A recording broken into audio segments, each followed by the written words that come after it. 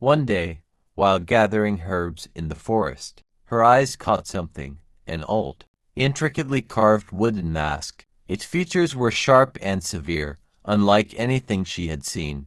Curious, she admired its craftsmanship, caressing it. Suddenly, and a strange aura hovered around the place. Adunni took the mask home.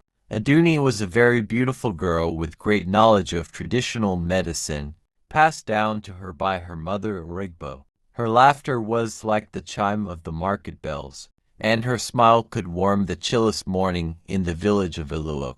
It was indeed a strange piece, she said as she admired it. Each time she admired the mask. As she continues admiring the mask, a chilling feel ran through her. It wasn't cold, but something unsettling, like a distant echo. Several times she felt a strange aura, a whisper in her mind that wasn't her own. Soon the village was in disarray. Adunni watched surprised. This wasn't their village. Days turned into a nightmare. Iluok, once peaceful, was now a place of suspicion and fear. Confusion reigned, and the elders sought the wisdom of Alyamo, the village's revered native doctor. He performed ancient rituals. His gaze was fixed and said to the elders, "It is the mask," he proclaimed, his voice a low rumble. "An ancient evil, crafted to bring discord. It possessed by Adunni." The revelation sent a wave of understanding, followed by a surge of anger, through the village. Adunni, summoned by the villager elders, desperate to end the chaos, decided she must be sacrificed to appease whatever dark spirits had descended upon them. As they prepared for the ritual, a young strange man named Dare stepped forward. "Wait," he cried, his voice clear and firm. "This is not Adunni. It is the mask that holds her. We must find a way to free her, not condemn her." Dare's intervention swayed some, and a heated debate ensued. Eventually, his plea for mercy, coupled with the elders' respect for Alumo's words, bought Adunni time. She was spared the execution, thanks to Dare's brave defense. Adunni felt a flicker of warmth towards Dare, a deep gratitude for his courage. She believed he had saved her life, and she began to fall for him.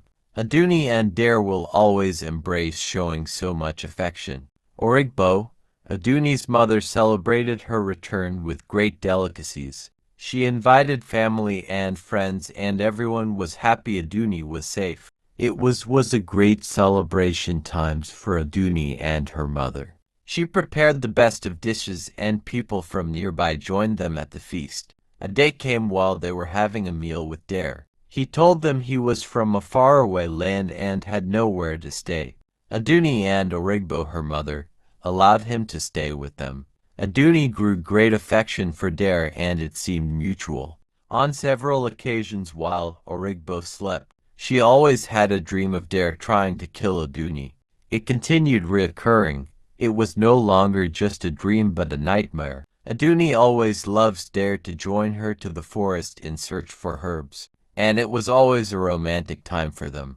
A day came while Origbo was lying in her home, and she saw another vivid dream of Dare trying to kill Adunni in the forest. Origbo spoke to her daughter about it, but she took it with a pinch of salt. Most times, Adunni and Dare will go to the forest having an amazing time together.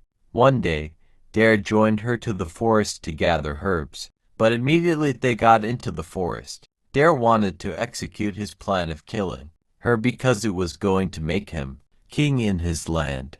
Because only the man who brought back the mask and have touched the last holder of the mask can dethrone the king in his land. But Adunni was lucky and managed to escape. The villagers ran after Dare and sent him into the forest after hearing what happened to Adunni. They understood that the fight to protect and free Adunni and Iluok was theirs. Their unity increased through the village, always guiding themselves against any strange person